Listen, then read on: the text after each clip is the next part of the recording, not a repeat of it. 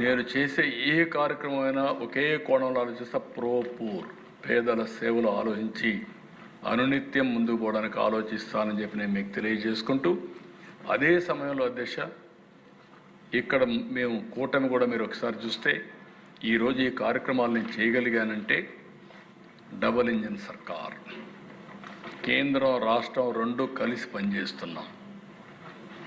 నేను ఆ రోజు 4వసారి ముఖ్యమంత్రి అయిన తర్వాత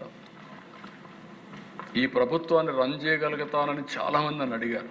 మీ వల్ల అవుతుందా, మీకు అనుభవం ఉంది ఒప్పుకుంటాం, కానీ మీరు చేయగలుగుతారా, చేసే వనరులు ఉన్నాయా అంటే నేను ఒకటే మాట చెప్పాను. ఇన్ని సంవత్సరాలు నన్ను అభిమానించారు, సహకరించారు. ఒక్క మాటలో చెప్పాలంటే అధ్యక్ష, తెలుగువారి చాలామంది ఎన్టీ రామారావు గారు ఒక యుగ పురుషుడు. ఈరోజు ఎన్టీ రామారావు గారిని చరిత్ర ఉన్నంత వరకు తెలుగు జాతి ఎప్పుడూ గుర్తుపెట్టుకునే నాయకుడు ఎన్టీ రామారావు గారు. ఈ దేశానికి దిశ నిర్దేశించిన నాయకుడు తెలుగువాడు పివి నరసింహరావు గారు. తెలుగువారికి ఒక రాష్ట్రం కావాలని చెప్పి పోరాడి సాధించిన వ్యక్తి పొట్టి శ్రీరాములు గారు. వాళ్ళందరూ ఉన్న దేశ ఇన్ని సంవత్సరాలు అందరికంటే ఎక్కువ అవకాశం నాకు ఇచ్చారంటే నా జీవితంలో ఇంకేం కావాలని అడుగుతున్నాను దేశ. అందుకే ఈరోజు ఒక పక్కన జనసేన అధ్యక్షులు పవన్ కళ్యాణ్ గారు, బీజేపీ నరేంద్ర మోడీ గారు, వారి సహకారం, అందరం కలిసి ఒక అంకితమైన భావంతో పనిచేస్తున్నాం. ఆ అంకితమైన భావంతో పనిచేసి ఈ రాష్ట్రాన్ని పునర్నిర్మాణం చేయాలి, మళ్ళీ దేశంలో నెంబర్ 1 రాష్ట్రంగా నిలబెట్టే బాధ్యత మనం తీసుకోవాలనే ఉద్దేశంతో ఈ 15 నెలలు పనిచేశాం. ఈ 6-7 రోజుల్లో మీరు చూస్తే చాలా పెద్ద ఎత్తున డిస్కషన్లు చేశాం. సూపర్ జిఎస్టీ ఈరోజు మీరు గుర్తుపెట్టుకోవాలి, super GST is a game changer. ఈరోజు మీకు ఇంపాక్ట్ కనపడకపోవచ్చు, ఇది మనం గుర్తుపెట్టుకోవాల్సింది. ఈ దేశం సూపర్ పవర్గా తయారవడానికి ఇది దోహదం చేసే పరిస్థితి వస్తుంది.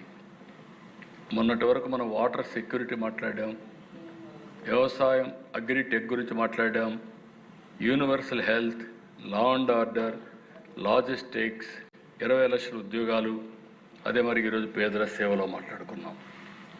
నేను అందరినీ కోరేది, ప్రజలు మన మీద అచంచలమైన విశ్వాసం పెట్టుకున్నారు. రాత్రింబగళ్ళు పనిచేస్తున్నాం, కానీ ఇది ఒక టీం.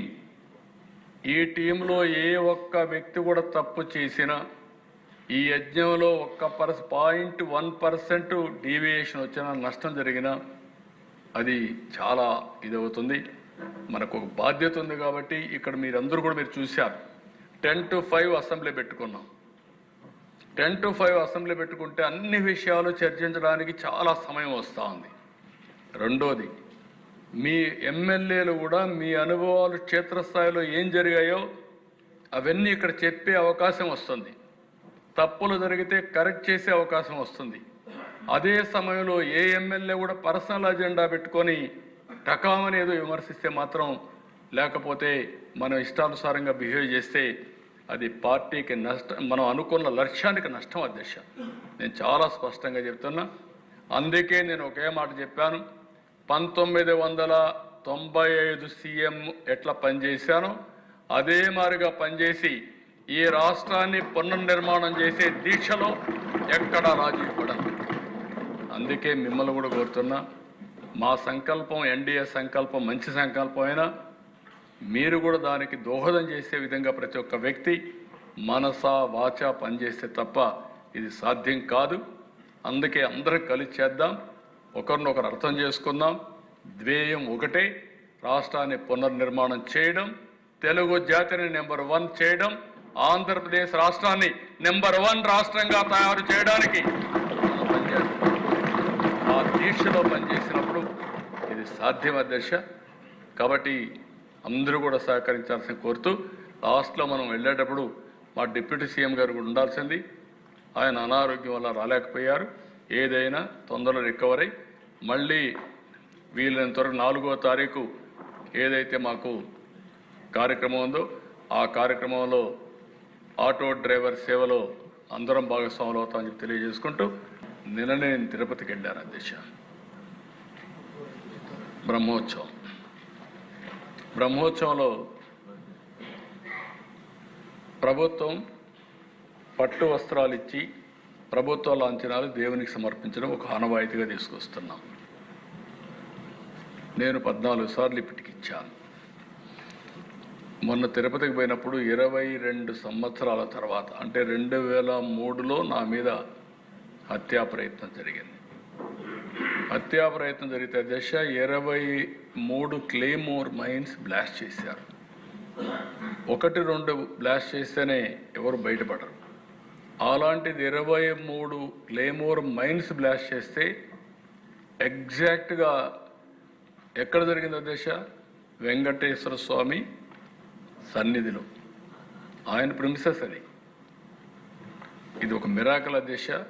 నేను బయటపడ్డానంటే ఇప్పుడు కూడా నేను చెప్తున్నా, నన్ను కాపాడింది సాక్షాత్తు వెంకటేశ్వర స్వామి తప్ప. ఏదో ఒక పర్పస్ ఈయన ఉండాలి, ఏదో చేస్తున్నాడు, లేకపోతే ఏదో ఆయన పర్పస్ ఉంది. మనందరి మీద కూడా దేవుణ్ణి మనం అతిథులం కాదు. భగవంతుడు ఒక్కొక్కరికి కొన్ని అవకాశాలు, కొన్ని బాధ్యతలు ఇస్తారు. అదే బాధ్యత అనుకుంటున్నా. అందుకే నేను ఆలోచించినప్పుడు 22 సంవత్సరాల జరిగిన తర్వాత మళ్ళీ ఆ స్పాట్కి పోయినప్పుడు నాకు అనిపిస్తుంది, ఎప్పుడు నా మైండ్లో ఉంటుంది, నేను ఒకటే ఈరోజు ఈ సభలో చేస్తున్నా, నాకు 22 సంవత్సరాలు వెంకటేశ్వర స్వామి పెట్టినటువంటి ప్రాణభిక్ష ఇది. అలాంటి ప్రాణభిక్ష ఈ నా జీవితం ఉన్నంత కాలం, కొన ఊపిరినంత కాలం నేను పేదవాళ్ళ కోసమే పనిచేస్తా, ఆర్థిక అసమానతలు తగ్గించడానికి పనిచేస్తా, జీవితాంతం అంకితమైన భావంతో పనిచేస్తా. అదే సమయంలో నేను చేసే ఏ కార్యక్రమమైనా ఒకే కోణంలో ఆలోచిస్తా, పూర్ పేదల సేవలు ఆలోచించి అనునిత్యం ముందుకు పోవడం. మరొకసారి ఈ అవకాశాన్ని ఇచ్చిన మీకు నా నమస్కారాలు, ధన్యవాదాలు.